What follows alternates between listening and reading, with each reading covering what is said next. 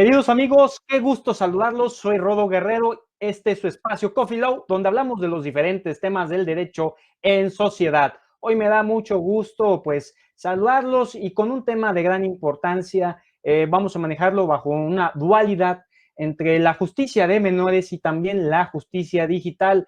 Como bien sabemos, en estos tiempos de crisis es optimizar o morir. Y eso estriba no solamente para la iniciativa privada, sino también para el sector público, es decir, los tres poderes del Estado. Y hoy me da mucho gusto recibir a un muy buen amigo, una autoridad en el tema, una autoridad del Poder Judicial del Estado de Jalisco, el magistrado Antonio Fierro Ramírez. Él es encargado de la 10ª Sala especializada en justicia integral para adolescentes y penal, y le doy la más cordial bienvenida. ¿Cómo está, estimado maestro y buen amigo? Don Rodolfo, ¿cómo estás? Muy buen día. Un saludo a todos tus televidentes, a todos sus seguidores.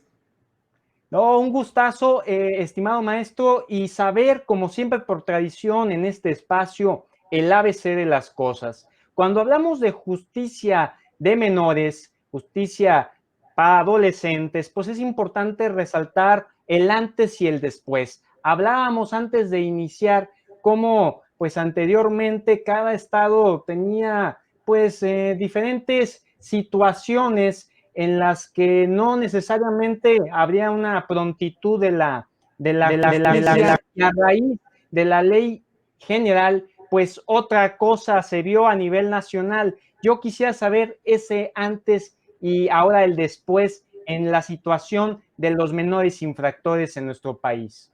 Claro que sí, Rodolfo, con mucho gusto. Antes que nada, quiero manifestarles el antecedente que desde 2007-2006 vino a colación una modificación constitucional que nos dio la pauta para crear, es del 2004 exactamente, nos dio la pauta para crear un sistema de justicia integral para menores. El sistema de justicia vino a ser un parteaguas porque previo a ello quien se encargaba de impartir justicia en el tema de adolescentes infractores, como se les llamaba, era el Poder Ejecutivo. El Poder Ejecutivo tenía un área administrativa en la cual se retenía a los menores y ponían a disposición, se les llevaba a cabo un procedimiento, entre comillas, oculto, puesto que no era público, y sin seguir las reglas de un proceso ordinario o un debido proceso, se les sancionaba. Y así nos encontrábamos con que, en primer término, ni siquiera era necesario ser abogado para presidir un consejo paternal, lo que implicaba, y me tocó vivirlo, por eso lo platico como una anécdota digna de recordar, el hecho de que el presidente del consejo paternal era un empleado de una carnicería. Mis respetos para todas las profesiones, para cualquier persona que pudiese lograr tener esa representación. Lo importante es que no era un requisito ser abogado, sino que él, dentro de su conocimiento, su buena voluntad, llegaba al grado de imponer medidas o soluciones para resolver la problemática de las conductas de los menores. En ese supuesto, cuando viene la ley de justicia integral para menores que se permite a cada estado legisle, nos encontramos con diversos supuestos que vale la pena subrayar. Uno de ellos, el respeto a los derechos humanos de los menores. Antes, por ser menor de edad y ante un tribunal de índole administrativa en el Ejecutivo, no tenían derecho a tener un abogado ni que lo sancionara un juez, sino que era un administrativo y era un dependiente del órgano administrativo quien en un momento determinado podía imponer esa sanción. Y con un procedimiento, reitero, oscuro. Hoy en día, un menor de edad, desde el momento en que es puesto a disposición de una autoridad, tiene exactamente los mismos derechos y garantías de los adultos. Es decir, la garantía del debido proceso. No solo podrá, sino que lo idóneo es que tendrá que ser acompañado por sus padres, ser acompañado por su abogado, ser acompañado por su tutor y muchas veces hasta por especialistas, psicólogo, psiquiatra, trabajador social, para cuando comparecen y llegan a enfrentar el supuesto de ese choque ante el sistema de justicia. Ya hay un procedimiento establecido y ya hay no solamente el derecho de contradicción, de ofertar pruebas y contradecir las de la fiscalía, sino que además de ello ya tienen el derecho de recurrir la resolución que el juez de primera instancia haya dictado. Todos estos aspectos nos hablan de una pauta específica en la cual existe un debido proceso y que además, algo en lo que quiero subrayar, resaltar, es que uno de los principios que se establecieron desde la creación de este nuevo sistema fue el principio de especialización. Es decir, todos los operadores de este sistema tendríamos que estar capacitados para dar esa atención, disminuir el discurso jurídico para explicar a los menores de edad y sus padres la trascendencia de su conducta. Yo, como juez de segunda instancia, tengo la obligación de explicarle a un menor de edad por qué está retenido, por qué se le impuso una medida correctiva que puede ser inclusive de privación de su libertad, y además de eso, todavía tengo la obligatoriedad de que lo entienda. O sea, eso no es sencillo, pero además, no se pretendió tener un sistema penal de menores. Estamos ante un ente de mayor trascendencia. La idea era que surgiera este sistema en forma integral. Es decir, no solamente verlo desde la expectativa penal, sino civil, familiar, de los derechos humanos. Todo ello confluía en este nuevo sistema y para ello se requería la capacitación. Es por eso que todavía estamos sufriendo por ver quién puede capacitar a los operadores en este sistema. Fíjense, don Rodolfo, estamos en este supuesto hoy día y ya a partir del día 18 de junio del 2016 se aprobó una nueva reforma en la cual se nos concedía un plazo no mayor de 3 años para que el sistema de justicia oral se implementara en todos y cada uno de los asuntos que se están tramitando judicialmente de menores. Es por eso que en el Estado nos hemos percatado de la desaparición de los juzgados especializados en justicia de menores. Y esta posibilidad de resolver los asuntos que de ellos se trata se repartió, se dividió entre los jueces de primera instancia especialistas en materia penal, quien ahora son jueces de oralidad y adolescentes y resuelven en forma oral los asuntos en los que los menores están involucrados. Me han preguntado en otros foros, oiga, ¿no estamos alejándonos de la especialización? Yo les tendría que decir obligadamente que sí, estamos rompiendo con esos supuestos. Ahora que en los distritos judiciales, fuera del primer partido, fuera del primer distrito, fuera de Guadalajara, de la zona conurbada, ya no hay juzgados especializados en menores. Únicamente, es más, el año pasado desaparecieron, también este año el último, de los juzgados que había exclusivamente de menores. Y obvio que para ello requerimos todavía esa capacitación de todos los operadores. Quiero decirles que algunos de los jueces que aquí se encuentran asignados en el primer distrito ya fueron especializados en justicia de menores. Y ellos tendrán una visión mucho más amplia para poder resolver la problemática y el trato que debe de darse específicamente a estos menores, tratando de evitar desde siempre ese impacto que tienen psicológico cuando se presentan ante el sistema de justicia.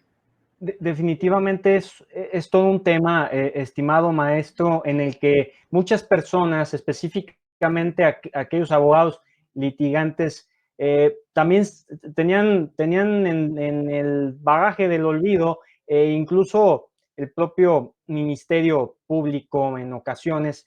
Yo quisiera hacer mucho hincapié en lo que es la oralidad. Justamente en la actualidad, ese es el panorama hacia en el que todas las materias van dirigidas, lo familiar, lo civil y por supuesto lo penal. Cuando se habla de la oralidad, se piensa en una justicia pronta y expedita, tal cual es el resultado que cualquier ciudadano piensa y espera. Entonces, cuando se habla de la oralidad, pues, ¿cuál es la función de esta? ¿Verdaderamente se está viendo este panorama que se espera con los juicios orales? Es una pregunta excelente.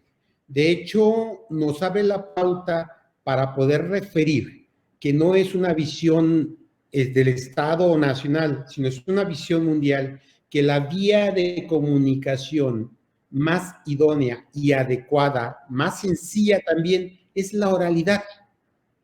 El aspecto de la oralidad como juicio implica una mayor cercanía y certeza por parte del juzgador de las pruebas que se desahoguen ante su presencia.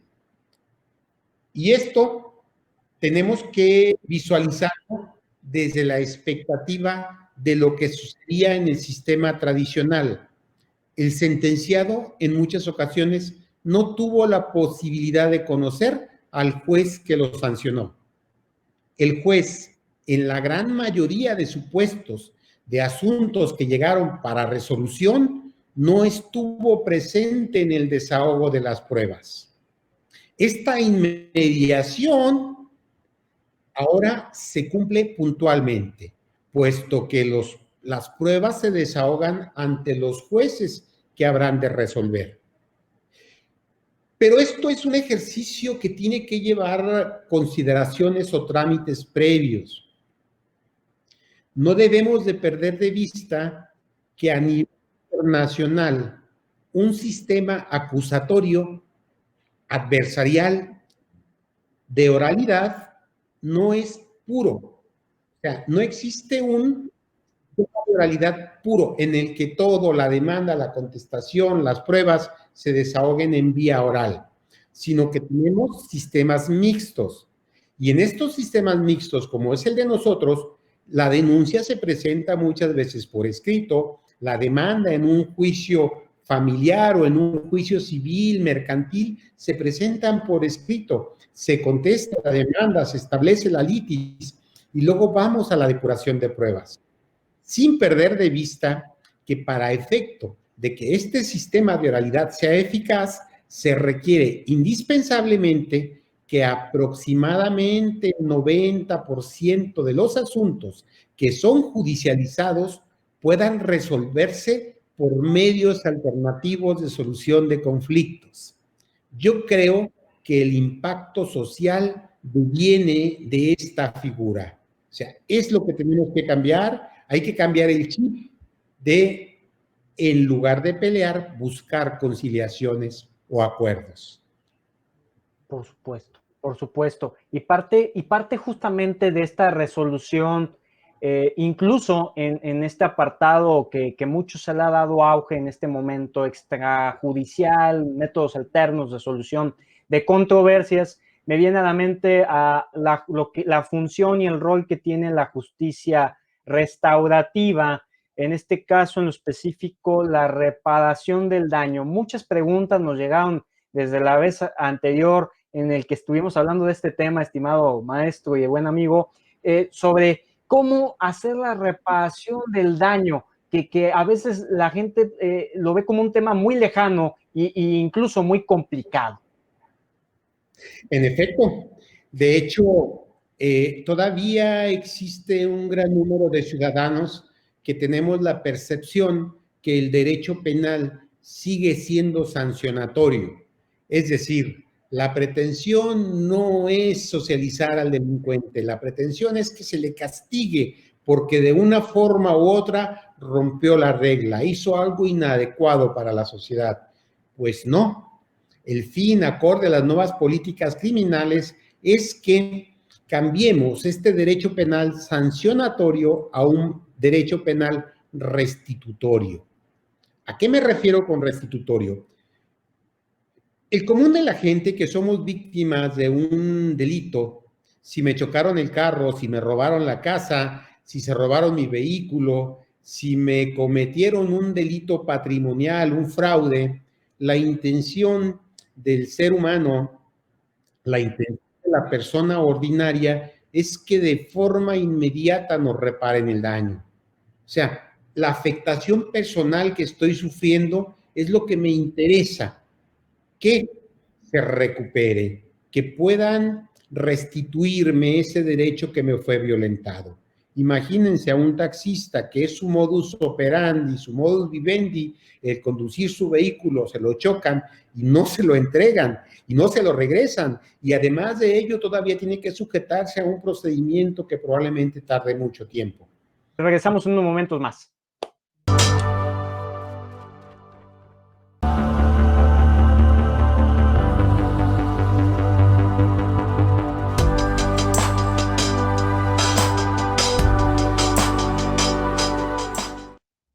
Queridos amigos, lo prometido es deuda. Estamos de vuelta con ustedes al 1000x1000 y bueno, espero que estés con tu café en la mano porque pues actívate con nosotros porque vamos a darle continuidad a este tema de justicia de menores y justicia digital con el maestro y magistrado Antonio Fierros Ramírez. Pues vamos a darle. Querido maestro, pues nos quedamos en el tema de la justicia restaurativa y de la reparación del daño. En cuanto a la justicia restaurativa, ¿cómo debe entender nuestra audiencia? ¿Verdaderamente está viendo un buen seguimiento, una buena aplicación de este tema? De hecho, yo pienso que como ciudadanos nos hace falta mayor información, nos hace falta que cambiemos nuestra visión de esperar que el derecho penal siga siendo sancionatorio y que hoy busque la manera de restituir, porque refería e insisto en que con antelación nuestro interés si alguien cometía una conducta ilícita en nuestro perjuicio era de que fuera sancionado, que se le castigara, que se le metiera a la cárcel, que se le privara de su libertad y con eso nos dábamos por satisfechos. Bueno, pues la intención hoy día es diferente. La intención hoy día es en el sentido de que quien comete una conducta ilícita, la primera intención del Estado es que restituya el valor del daño causado, para que se restituya el tejido social, para que pueda volver a insertarse. En otras palabras, cometiste un robo, regresa lo que robaste. ¿Para qué? Pues para el efecto de que el ofendido tenga posibilidad de disponer en su favor del daño que se le haya ocasionado. Y esto todavía no nos queda claro. Seguimos insistiendo en que se le sancione. Se robó un celular, métanlo a la cárcel. Chocó, métalo a la cárcel. Las cárceles son universidades del crimen. Esto estadísticamente está soportado. O sea, a nivel internacional, no solamente en el país o en el Estado, no deben de estar en la cárcel, deben de reparar el daño. Y aquí se abrieron espacios dentro de la nueva legislación del sistema acusatorio para tener medios alternos de solución de conflictos. Y si son delincuentes primarios, si no hubo violencia, esperamos que reparen el daño. Si se sujeta a una suspensión condicional del proceso, esperamos que reparen el daño.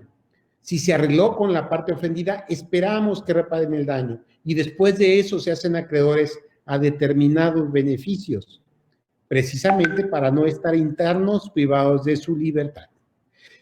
En tratándose de menores, es un tema que ha causado mucho escozor, pero el legislador internacional perdió de vista un detalle de trascendencia. Un menor de edad ordinariamente no está en su etapa productiva. Y el legislador propone en primer término que tratemos los jueces de que el menor de edad repare el daño en base a su actividad, en base a su productividad. Esto ata de manos y causa un perjuicio enorme a la parte ofendida. Yo les decía que inclusive en el interior del centro, su sueldo es mínimo, no sé exactamente el término, pero es un pago, no sé si sea justificado que estén cobrando eso inclusive, pero por ejemplo, un menor de edad después de una semana de trabajo gana 200 pesos. Entonces, la cantidad, cuando le decimos al ofendido que va a pagar acorde a sus posibilidades y abona 100 pesos a la semana, 400 al mes para pagar una reparación del daño de 350,000 pesos, 400,000 pesos por un homicidio, pues la verdad, lejos de mostrar una intención, pareciese para la parte ofendida que se trata de una burla o una sorna en torno a que no pueden obligarlo a que trabaje. Esto sucede también con menores de edad que ya cumplieron la medida de reclusión y privación de libertad y ya están en la calle, pero todavía están obligados a pagar el daño. Mientras no produzcan, no pueden, en medida de la estimación de la ley, cubrir esa reparación del daño. Pero hemos sido poco minuciosos en observar que desde la vía civil es factible obligar a los padres al pago de esa reparación del daño, Sí. en la responsabilidad civil objetiva. El padre es responsable de la conducta de su hijo menor de edad y si causa un daño, bueno, pues estará obligado a cubrirla. ¿No es lo idóneo? Claro que no es lo idóneo, pero es lo que prevé la ley, es lo que legalmente procedería a realizar. En los tribunales de menores, especializados en menores, hemos sido muy cuidadosos en ese supuesto. Y a pesar de que se hacen acreedores a diversos beneficios, entre ellos el dejar la cárcel, estar en libertad, siguen obligados a la reparación del daño. Y nosotros optamos por dejar a salvo los derechos de la parte ofendida para que, si no los puede obtener en vía penal, bueno, pues que se vaya a la vía civil y que en vía civil haga lo necesario para recuperar su patrimonio dañado. Definitivamente es un ¿Cómo tema, ves? es un tema que de hecho mucho nos lo preguntaba la comunidad, porque hay que hacer énfasis en que no es lo mismo la actualización que ha tenido nuestro país en este tema como lo ha ido manejando diferentes países de América Latina. Y bueno, aquí nos están viendo muchas personas de Argentina, personas de Uruguay, y entre otros países de América Latina. Y México, bueno, a lo que estoy viendo ahorita en los comentarios, México es uno de los países que va pues con una punta de lanza en este tema. Inclusive, se creó un fondo nacional para reparar el daño, en el cual, dentro de otras circunstancias que se preveían, era que todos los bienes incautados que no fueron recogidos por sus propietarios legítimos fueran parte de un remate, y ese remate, ese efectivo, ese numerario, se creara, diera la pauta para la creación del fondo. Es una idea propicia, es una idea adecuada, pero camina lento. En el estado el año pasado había un área específica, hicieron 8 o 10 reparaciones del daño, cuando los ofendidos se pueden sumar en números más altos, obviamente mucho más altos. Ahí es importantísimo pasar a este tema que ahorita viendo y pues haciéndole caso a la comunidad que ahorita está viéndonos y escuchándonos sobre la justicia digital. Sabemos que en este momento de crisis pues hizo que el país pasara a una actualización que probablemente se veía hasta un 2025, un 2030, pues ahora en cada uno de los rubros. En este caso, el Supremo Tribunal del Estado de Jalisco, ¿cómo ha tomado este tema en cuanto a que se dé pues toda esta instrumentación digital para la resolución de problemas, que se pueda dar esta prontitud a los casos? ¿Cómo está dando este proceso a la digitalización en cuanto a todos los temas que se esperan en esta llamada Industria 4.0, estimado maestro? De hecho, ahora sí que el tema es más que actual.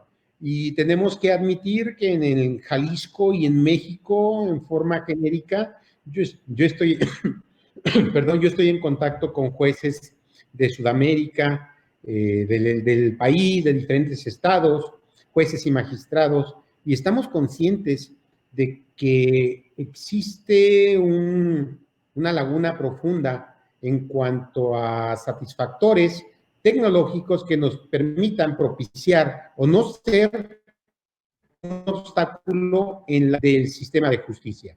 Para ello, quiero decirles que yo diría que el primer mes fue un impacto psicológico en donde no sabíamos y teníamos la incertidumbre de qué vamos a hacer mañana o cómo vamos a hacer mañana. Pero creo que tenemos un liderazgo trascendente en el Estado y puedo decirles con conocimiento de causa que la firma electrónica ya se analizó, ya se valoró, ya se creó y yo creo que estamos a días de que nos den esa información y que les digan que para efecto de certeza jurídica la firma electrónica se puede instaurar en el tribunal. Hoy, precisamente este día, a partir del día de ayer, se abrió en el patio del Supremo Tribunal de Justicia una área específica para el registro de todos los abogados. La idea es que registren su cédula profesional y que registren un domicilio electrónico para recibir notificaciones. Es motivo de debate aún valorar los supuestos de las notificaciones. Hay quien dice, oiga, pero es que no los podemos obligar a que nos den un domicilio y ahí notificarles todos. Primero, debemos de valorar que no es una circunstancia de obligación, es una circunstancia voluntaria.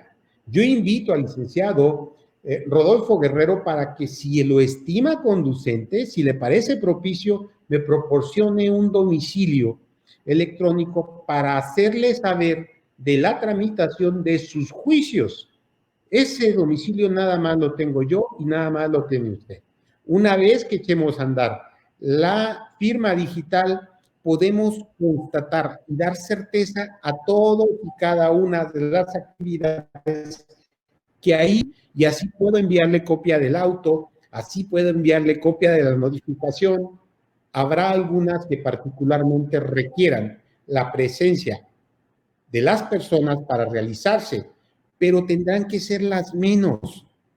Todo lo demás que se maneje en el boletín judicial lo puedo notificar yo vía correo electrónico. Hoy en día vivimos circunstancias de adecuación donde todo el mundo trata de buscar el cómo sí tenemos que seguir trabajando. Y esto es una de las opciones que se están presentando para facilitar esas vías de comunicación. Yo quiero hacerle saber a su auditorio, señor licenciado, que nosotros no dejamos de trabajar, puesto que siempre ha existido la visión de que tenemos mucho trabajo, más del que ordinariamente se puede desarrollar. Pues yo estoy cierto que mañana o pasado, cuando nos den la pauta para reiniciar nuestra actividad presencial, se van a sorprender los abogados, porque no existen asuntos pendientes de resolver. Esto es, todos los asuntos que teníamos pendientes ya están resueltos. Ya estamos a la expectativa de mandarlos notificar en forma inmediata. Y si ustedes me autorizan para que yo los notifique vía remota, por forma tecnológica, también lo voy a hacer y vamos a evitar ese contacto humano y la propagación del virus. Pero todo ello se ha estado trabajando continuamente. A partir de que nos den el banderazo de reinicio de actividades, van a percibir que en las salas y en los juzgados, sobre todo, es lo que se está buscando, que sea un cambio general, esté el mínimo de personal. No importa que hagan office home, que trabajen en su casa y que después nos traigan las cuentas para discutirlas y debatirlas, o que las debatamos en un momento determinado por esta vía tecnológica de la telecomunicación. pero tendremos que actuar ya en ese sentido en forma inmediata. Quiero compartirle que en tratándose de justicia de menores, es muy común que nos hayan llamado en estos días pasados para decirnos que requerían la adecuación de una pena o que algún menor de edad ya había cumplido o que alguien estaba solicitando una libertad provisional bajo caución. Esos asuntos se manejan por ser de los considerados como importantísimos dentro de la causa y tenemos la obligación de venir y resolverlos. Estoy hablando de menores de edad, pero también hay un catálogo de asuntos que se manejan para mayores de edad, para adultos, en derecho familiar y en derecho civil de la misma forma. El presidente ha hecho una labor encomiable porque ya tiene contacto con la Fiscalía, con la Defensoría de Oficio, con los juzgados federales para que nos empiecen a trasladar el trabajo que ellos tienen ya resuelto y nosotros a su vez inmiscuirnos en ese trabajo para que en el momento que nos digan ya estamos dispuestos a continuar con esa actividad ordinaria, nosotros decirle ya vimos y resolvimos todo esto. ¿Por qué? Porque estamos ciertos que requerimos que el sistema de justicia sea eficaz y sea eficiente. Ahora, yo creo que será oportuno que las tres instancias de gobierno, el Poder Ejecutivo, Legislativo y Judicial, abran sus puertas y llamen a los expertos en sistemas de tecnología para ver cómo facilitamos la dinámica en toda esta actividad que no se puede suspender. Nosotros tenemos ideas, pero no somos expertos. Podemos traer ideas, pero tendremos que tener quien supervise, quien nos oriente para ver cómo lo podemos hacer en el sentido de que sea más práctico, más eficaz y algo de lo cual nos dolemos siempre menos costoso. Ya requerimos hacerlo. Estamos ciertos y compartimos en mucho las necesidades del justiciable y de las barras y colegios de abogados en que tenemos que estar trabajando. Esto es obligado, Rodolfo. Esto es necesario y es indispensable para que los justiciables tengan acceso a la justicia. Yo quiero pensar en casos concretos de materias que no me corresponden, pero ¿qué haría una madre que está sujeta al depósito de la mensualidad de parte del cónyuge supérstite o de su exmarido para el mantenimiento de sus hijos y que no puede recogerlos porque no hay acceso, no puede ir a los tribunales? Yo creo que todo eso se puede manejar vía tecnológica, vía electrónica y podemos empezar a facilitar esa dinámica de recuperación de los bienes esenciales necesarios para vivir. Definitivamente es un tema que sí o sí debe de ser de la importancia, pues, de estos trabajos hacia la actualización. Mucho lo hemos comentado de parte de quien hoy es el director general del Instituto de Justicia Alternativa, el doctor Guillermo Cepeda Lecona, sobre pues esta bondad de la mediación online. Y bueno, en materia familiar, civil, pues va a verse las bondades de aplicarse pues este proceso pues para las personas que tengan a bien acercarse a estos métodos alternos y que puedan sus problemáticas verse solucionadas de otra forma. Desde luego, pues, cómo los mediadores y cómo los colegios, como dice bien, estimado maestro, están en esta ruta de la actualización, hablar de temas del Internet de las cosas, del Big Data y demás, son temas que probablemente el abogado nunca le dio importancia y que hoy por hoy dice, pues sí quiero saber más al respecto. Indiscutiblemente que estamos en esa necesidad imperiosa de poder abrevar de todas estas tecnologías para facilitar el trámite. Parecerá algo fuera de lugar, pero hace 4 o 5 años yo estuve en una reunión del tribunal donde nos proponían digitalizar todos los expedientes y haciendo una valoración de el aspecto económico, concluimos en que era muy caro. Pero si lo trasladamos al día de hoy, lo hayamos pagado simplemente con la renta que nos hayamos ahorrado de los locales que ocupan los cúmulos de expedientes que tiene el Supremo Tribunal. Pero no lo veíamos como una necesidad inmediata, sino a futuro. Hoy ya es indispensable. Ya sería más sencillo para ustedes y para mí el meternos a nuestra computadora y checar detenidamente nuestro expediente. Y no solamente eso, promover en nuestro expediente por esa vía, sin necesidad de tener el contacto con el funcionario público, más que para lo indispensable. Definitivamente, bueno, lo que pues es el gran deseo de terminar este año, pues es con varios rubros en lo específico, en este caso, pues poder darle esta justicia pronta y expedita al ciudadano, pero ¿cómo cierra, en su opinión, estimado maestro, este año el Supremo Tribunal? ¿Cuáles son estos desafíos por cumplir para cerrar de forma óptima este 2020 pese al hecho de esta pandemia, de esta contingencia que sin duda alguna cambió las cosas en cómo las íbamos manejando? Creo que tendremos que hacer un cierre con una disposición absoluta para tratar de recuperar este tiempo que no se ha elaborado en forma ordinaria.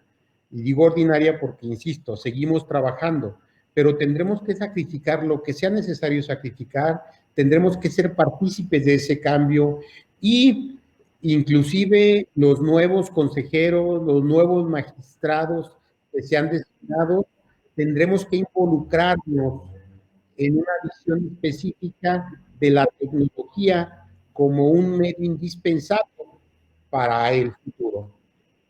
Creo yo que lejos de quejarnos amargamente de esta época que vivimos, tendremos la necesidad imperiosa de tratar de obtener los aspectos positivos. Y uno de ellos es este detonante. El detonante de buscar explotar el aspecto tecnológico. Otro muy interesante es que la gran mayoría de funcionarios públicos debemos mostrar de qué estamos hechos, que tenemos puesta la camiseta y continuar trabajando.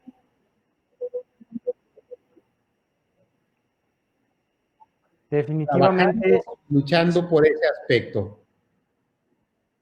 Definitivamente es importantísimo lo que nos hace hincapié, estimado maestro y buen amigo, y parte del exhorto que yo quisiera que se dejara en esta emisión, pues es estos retos que en lo particular ve de la comunidad jurídica, porque aquí nadie nos escapamos, todos somos parte de darle solución al ciudadano, el abogado, el juez, el magistrado. En este caso, el exhorto que le hace a todos para ir en esta ruta de actualizar y de ser parte del derecho y de la justicia que todo mundo espera. Indiscutible, amigo. Ya estamos en esto, hay que buscar los aspectos satisfactorios para que esto sea lo más dañino posible. Y algo que yo creo que vale la pena reiterar, aun cuando sea trillado, cuidémonos, ya falta menos para reunirnos, ya falta menos para que esto suceda, ya hicimos un sacrificio mayor, lo que falta quizás sea mucho menos tiempo. En tanto, busquemos soluciones en nuestro entorno, busquemos ser dispositivos y propositivos y busquemos actuar en beneficio de ese bien común que es la justicia. Importantísimo, pues, estimado maestro, pues, dentro de esta alianza que debe de existir para, pues, la capacitación, que es uno de los rubros más importantes hoy en día ante esta ruta de la actualización, de la optimización, pues, estaremos muy cercanos al diálogo con el Supremo Tribunal, específicamente con usted, estimado maestro, para poder hacer esta ruta, esta planeación, en donde Coffee Law SC se pone a la disposición en estos temas del derecho digital. Muchas gracias, Rodolfo. Y de hecho yo lo platicaré con el señor presidente y yo como presidente de la Comisión de Capacitación estaré abierto para tratar de buscar implementar algún tipo de materia en el que aquellos que somos más reacios al cambio empecemos a analizar la tecnología como una herramienta indispensable en el futuro devenir de la impartición de justicia. Muchísimas gracias, estimado maestro, y a todos los que nos han visto. Nos ha acompañado el maestro y magistrado Antonio Fierro Ramírez, encargado de la 10ª sala especializada en justicia integral para adolescentes y penal, y también encargado de la Comisión de Capacitación del Supremo Tribunal del Estado de Jalisco. Pues muchísimas gracias, estimado maestro y amigo, y por supuesto, la invitación reiterada, si está de acuerdo. Puesto como siempre, Rodolfo, a la orden. Muchísimas gracias, y pues con el gran saludo a todos los que nos ven y nos escuchan, recordando que en estos tiempos de sana distancia no implican el hecho de no estar analizando y reflexionando los temas que están a nuestro alrededor. Hay que pensar y trabajar, como diría el lema de la Universidad de Guadalajara. Cuídense mucho, les mando un gran abrazo digital.